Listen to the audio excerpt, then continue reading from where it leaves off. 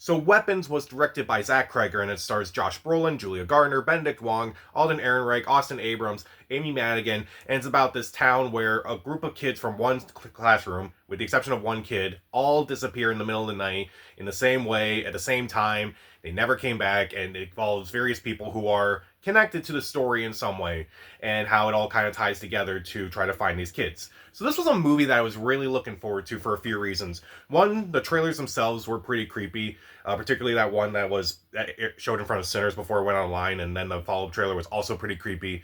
Also, I was a big fan of Barbarian when that movie came out. That movie kind of caught me off guard, and I didn't look up anything about it going into it. So the fact that I didn't know anything going into it, that movie was such a blast, not knowing what was going to happen next.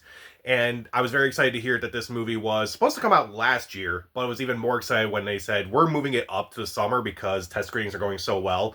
That gave me a lot of confidence in this movie. Also, hearing that Jordan Peele tried to buy the rights for this movie and produce it through his banner at Universal.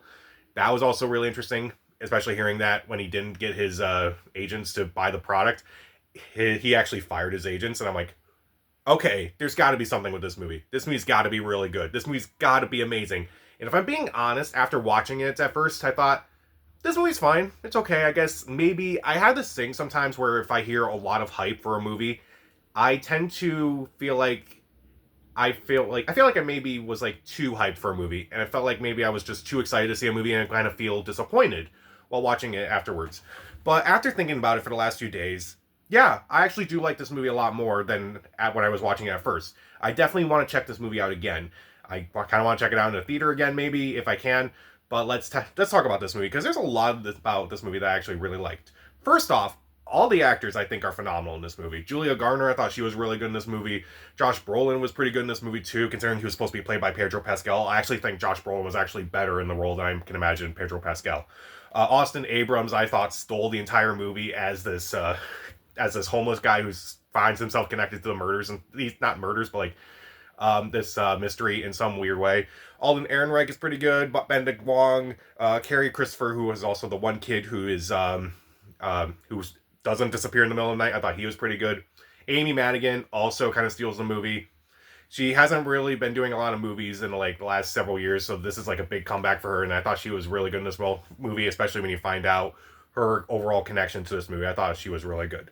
I do like it when movies are like puzzle pieces where it's kind of like told from various people's perspective, and you kind of go back and see some scenes that are like in the other parts of the story, and you're like, okay, so that's how this part of the story connects to this movie, and I feel like this movie did that very well.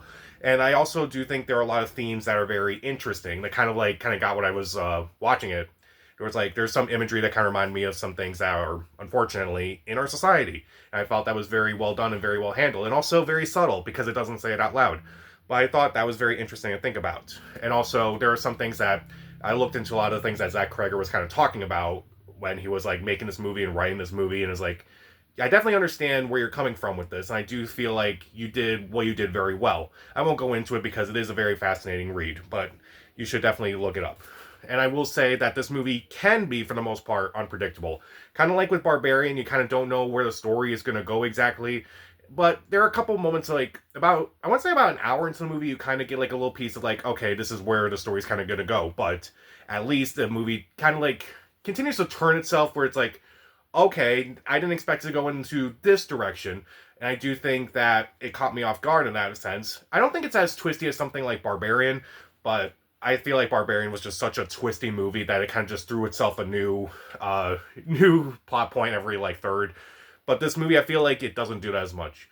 But there are moments in this movie where it is still very unpredictable, and I thought it's like, okay, at least I didn't imagine where this movie was going. At least this movie is both very creepy, but at the same time very funny.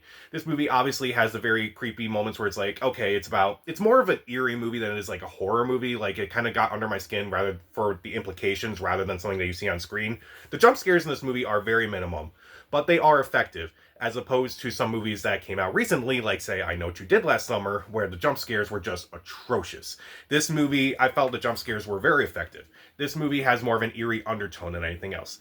And looking at some of the other movies that Zach Kreger was kind of talking about, kind of like his inspiration for this movie, like Magnolia and Prisoners, which you can see behind me, I definitely got a lot of those feelings I got while watching this movie. It's like, okay, so he kind of like combined the format of Magnolia, but kind of combine the tone of something like Prisoners. It actually does work very well for this movie.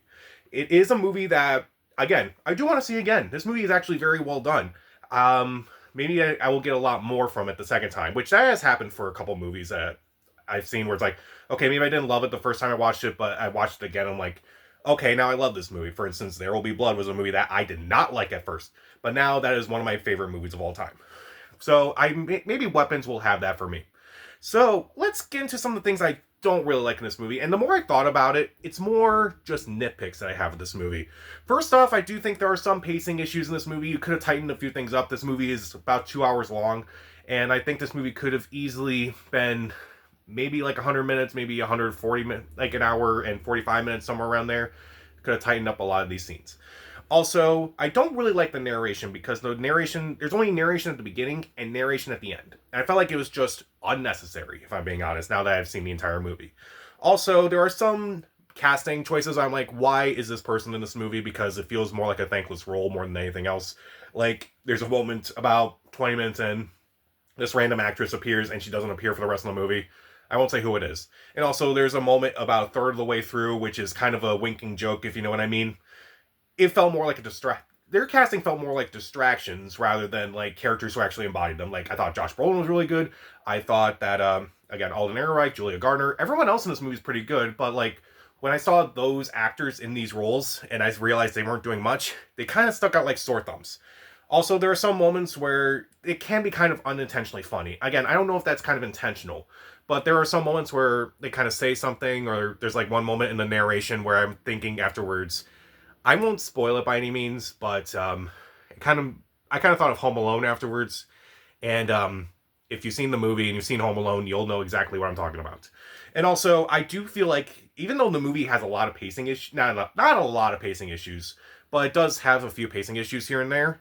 I did feel like the ending was a little too abrupt. I'm like, okay, where's this movie gonna go now? Oh, that's it? Okay, I guess I'll go then. Huh. But again, for a movie like that to have like an abrupt ending and for me to be like, I'm more invested in the story now, I still see that as kind of a good thing in the sense that like, I want more of this world. I want to, well, maybe not what actually happens in this movie, but I want to learn more about like this movie and how it came together and like kind of see like maybe I was missing something. It's like, what are other people saying that I didn't see? But I still like this movie. I still think it's a really good movie, but maybe if I see it again, I hope to like it a lot more than I do now. So, Weapons has great performances all across the board. It has intriguing puzzle pieces. The themes are very interesting. The homages are very interesting as well. There are some very unpredictable moments. The story itself is very unpredictable. And I just do think there are some very creepy but very funny moments, particularly in that last act. There are some very funny moments, in my opinion. The imagery is very eerie. It's very well shot. The score is very well done. And even though I don't really like some of the pacing and the ending and the narration and again, some casting choices which I felt were kind of unnecessary, I still think this is a very interesting movie. And again, I do want to check this out again.